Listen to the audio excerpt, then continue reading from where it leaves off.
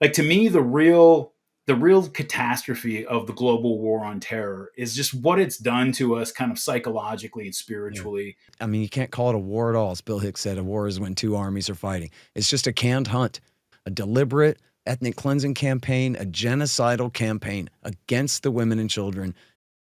So recently, Scott Horton and Darryl Cooper sat down to talk about the hidden cost of U.S. foreign policy and U.S. empire building and endless wars that we've been accustomed to, regardless of who happens to sit in the White House at the time.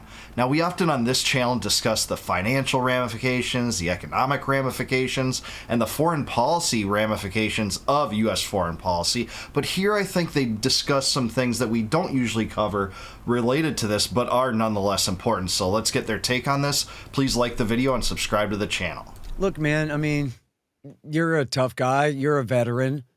I mean, the obvious counter argument to what you just said is like, no, we have to go kick ass, dude. We can't let people mess with us. And them radical Islams represent a danger to us. And so your job, sir, is killing them.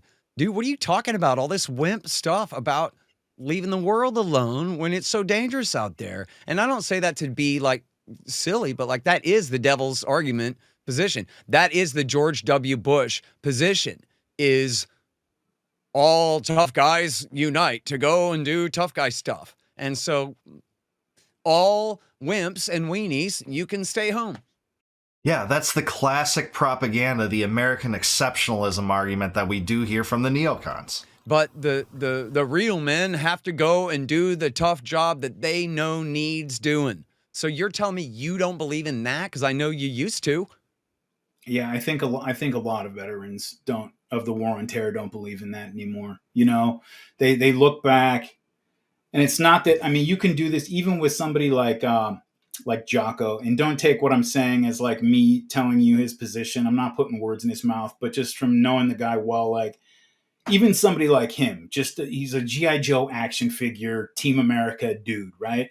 Even people like him, they look back and they look and they say, you know, like I had to give a folded flag to the mothers of some of my guys. And when I look back on it, I don't know what it was for. Like, I don't know why we had to go, like, what anybody got out of that.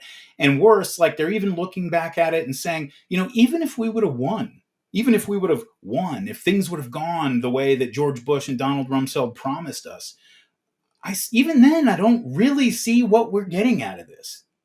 Yeah, no doubt. This is exactly at the base of all of this. There's a reason why Ron Paul collected more donations from U.S. veterans than any other presidential campaign in 2008 and 2012. It's because people saw this as something that was duplicitous, that was a betrayal of people that they told are on the front lines of defending America while they went overseas, and a lot of them saw the truth there. They saw that they were being used in grand empire building schemes. Their legitimate patriotism and their willingness to serve the country and stand up for it was twisted in perverted ways by warmongers, both on the Republican side and on the Democrat side. So I have no doubt that this is correct. It makes a lot of sense. And some of the best anti-war dissidents are actually veterans. They were veterans. At times they were hardcore supporters of U.S. foreign policy, former neocons that really saw the light. You know, what did any of it do for us? Even if it all worked out, it just seems like, you know, it's this churn. It's this the mowing the lawn thing that, you know, the Israelis talk about, where you're almost going out and doing it. Just I actually heard somebody make this argument explicitly that keeping Afghanistan, keeping that war going was a good thing simply because it kept our military sharp. You have these guys, the Taliban types and the Pashtuns, who you know, they're warriors. They want to fight. Great. We have a place we can cycle our frontline combat troops through. They can get some experience. And I'm like, Jesus Christ, man. Like, Yeah, that's just like so ridiculous. That's only going with the tides of the waters that the military industrial complex unleashes upon us when they collect money from the US tax base to prolong these wars. It's what Julian Assange said about the war in Afghanistan, is that they don't want a successful war there. They want an endless war. And when you pair that kind of propaganda that we're just going to use this country for, military training operations, killing people in the process, spending billions of dollars, wasting hundreds of thousands of lives, killing hundreds of thousands of people over 20 years to replace the Taliban with the Taliban. This is what you get. And the propaganda just gets more and more stupid, if you ask me. And people fall for the same lines of propaganda sometimes. I think less and less are, especially when it comes to War on Terror era propaganda, but still. It's depressing to hear, like, somebody that in general that I actually like and respect. He's a good guy, like, in general, but like to hear him say that, I wanted to bang my head against a wall, Severe rationalizations there. It's really sad. And I Can I agree with you that like it absolutely has corrupted the spirit of the country. You've said this before. In a way, I'm like, man, it sounds schmaltzy and sentimental and I don't like it. But on the other hand, like, yeah, no, it really is a real ass thing that like the long-term history books from now are going to have us as such bastards. God, the Yemen war, nobody even knows or cares about, but man, they killed 300,000 people minimum you talk about nothing. And that war's as sinful as Iraq War II in every way. And what's going on in Gaza now? You got upset as hell about Trump bombing Iran for a minute, but he's been Joe Biden helping Netanyahu slaughter these poor Palestinians day in and day out for months now, deliberately starving them. They asked Trump about it. He goes, yeah, I think he should finish the job, dude. He's as bad as he can be on it. He really is. Trump is very much beholden to the Israel lobby. That's nothing new. In his first term, he moved the U.S. Embassy to Jerusalem, signed the Abraham Accords, tore up the JCPOA, or at least the U.S. connection to the JCPOA, and basically doubled down on whatever Netanyahu wanted to do. And he's continued to do that throughout his second term. And we've seen him shelve U.S. foreign policy interests to join in on a new war with Iran when we could have normalized relations with that country. It's just so deplorable. And also, it's true what they talk about the psychological effects on soldiers, because over 30,000 soldiers, veterans of the War on Terror, have killed themselves after serving in those conflicts, whereas only 7,000 have died in the actual conflicts. So when you think about the psychological toll these mad empire building projects have on patriotic people whose, most sincere actions, again, got twisted by the ruling class, it's just so, absurd. It's just so evil and maniacal in every single way. And it'll be a miracle if they're not carpet bombing Ramallah and Jenin. I mean, they've already killed 10,000 people in Jenin or something, whatever it was, thousands. It'll be a miracle if they're not just carpet bombing the population centers of the West Bank and ethnically cleansing them the exact same way they're doing to Gaza now by the end of Trump's term. And doesn't it feel a little and bit it's like, oh, well, whatever. I mean, we inherited that from Biden. It's just this thing that's going on. And you know how those Israelis are. And like, I don't know. I mean, I shouldn't say that. People are getting more and more outraged about it. But there is, like, I know you can relate. There's a feeling of helplessness here too, where we know that Trump doesn't care what we think about this. He's going to do whatever they say. Yeah, he's beholden to the Israel lobby. He won't even threaten to withhold aid, lest Netanyahu change his tune when it comes to annexing and occupying Gaza, creating a starvation crisis there, a genocide there being enacted. He won't even threaten to withhold cash because of how deeply the Israel lobby has its claws in him. It almost feels like, thinking about Netanyahu recently saying that the next phase now is that the IDF's going to move in and take the remainder of Gaza and occupy the rest of it. And, it almost seems like, if you look at polls, right, of just Americans' opinions of Israel, like the change over the last 2 years has just been unbelievable. Like I never would have predicted it. Even if you would have told me all the terrible things that were going to happen in Gaza, I wouldn't have believed it would be like this, where, you have even Republicans under 50, are a majority like critical of Israel now rather than favorable. that I think, it almost seems like they're looking at these numbers and realizing that this American evangelical Christianity, Ted Cruz, like, Jesus wants us to send bombs to Netanyahu to kill Palestinians, like that's something that is like a boomer, 65 and It's older kind of yeah. fading out. Yeah, I've noticed this too. I totally agree with Darryl. This sea change was not something that I had foreseen, especially on the right, when in the past it just used to be lone voices like Ron Paul and Pat Buchanan against and opposing U.S. aid to Israel. But you are seeing a mass awakening on this, especially among the right, on younger conservatives. You can't escape the fact that at Turning Point USA, Tucker Carlson and Dave Smith were warmly received when they talked about this and how criticism of Israel is not only right, it's moral and it's not anti-Semitic, and they got applause for those kind of things. So I'm with Darryl. And if you look at, like, the younger you go, the further away from that you get. And it's almost like they're seeing that and they're like, guys, we got like 10 years to finish this. We got to get rid of these people, finish this job, build our greater Israel now.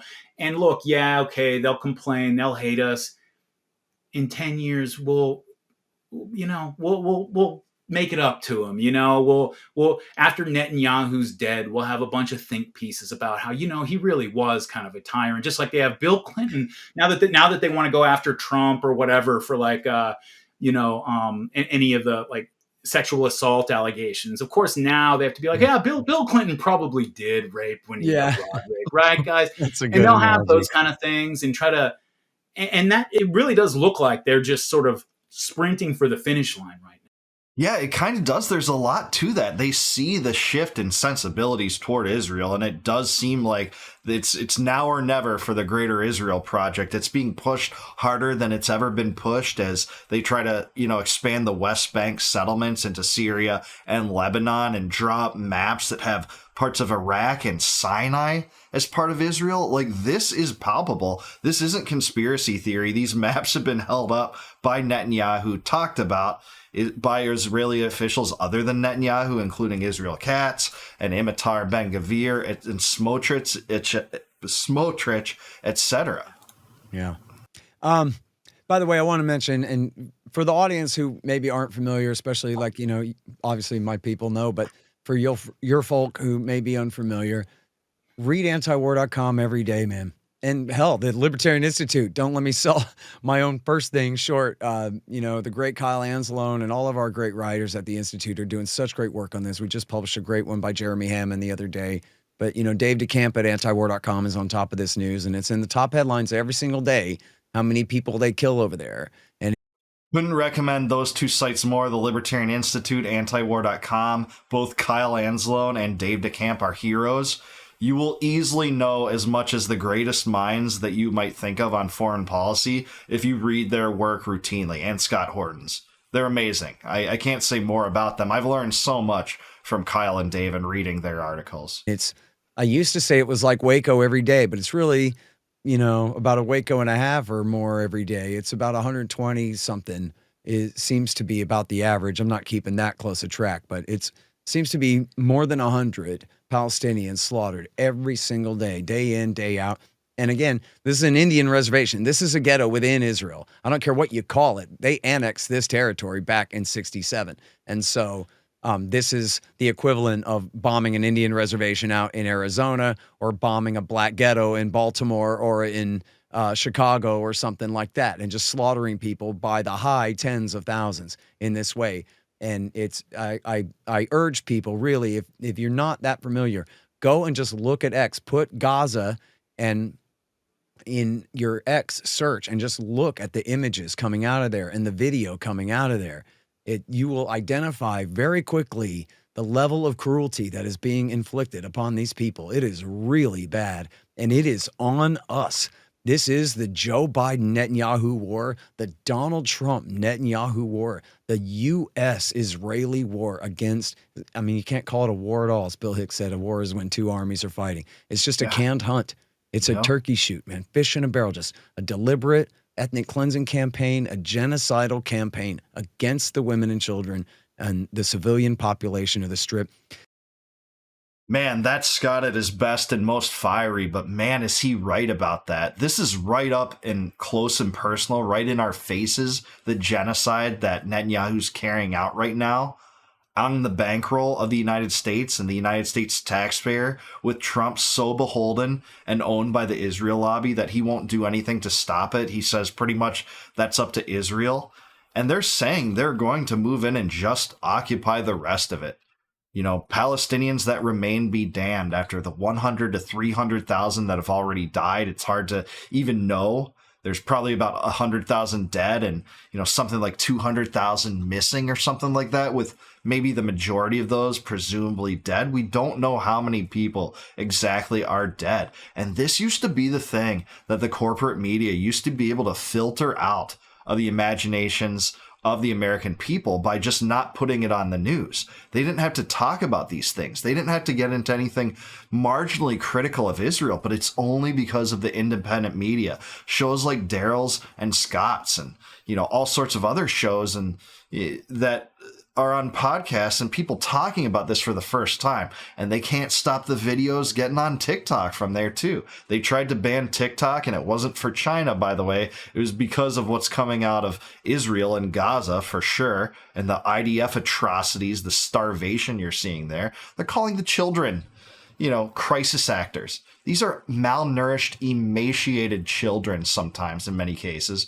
And many times they're lucky, I guess, if they are. And that's sick to say, but they're oftentimes pulled out of the rubble in this sick and twisted war.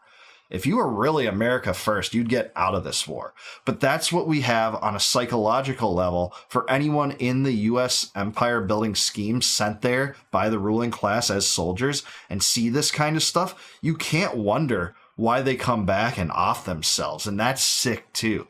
And it's sad, it's sick and twisted, but it is kind of a side effect. It's a byproduct of the military industrial complex running our foreign policy and the empire builders and neocons still wielding immense influence in our government. Trump isn't the end of that. We've seen too much commitment to war and empire building schemes and proxy wars and military strikes, even with Trump in power. Somalia is a place where it's happening too. You're not hearing anything about that. Yemen, the U.S. is still involved in the blockade there for over a decade. They bombed Yemen for a month, got in a new war with Iran, which I don't think's over. Now they're going to fast track a nuke. At least if I was them, they would. And there isn't an inspections regime anymore. You know, Netanyahu still wants that regime overthrown with the help of the U.S., and Trump isn't ending the war in Ukraine too. So that's where we're at. This is sick empire building. It always is. And it's the fruit of the Uniparty's foreign policy platform since I was born. And that's where we're at. But I do want to hear from you.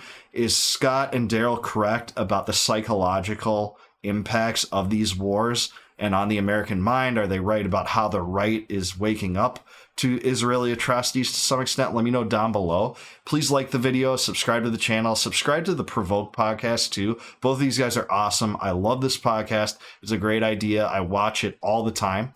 And please consider becoming a YouTube member. If you click the join button below, you can support the channel, and in return, I'll give you access to all my videos before they go live to the general public on my channel.